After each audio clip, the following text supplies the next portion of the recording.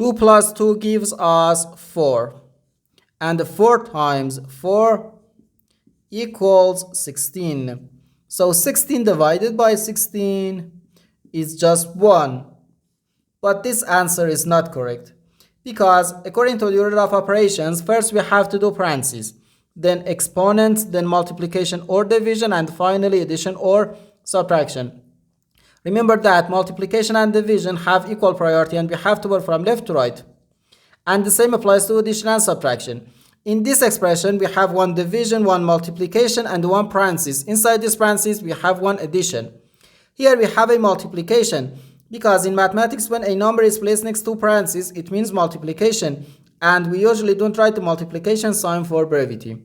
Okay, so according to the PEMDAS, first we have to do this parentheses, then this division, and finally this multiplication.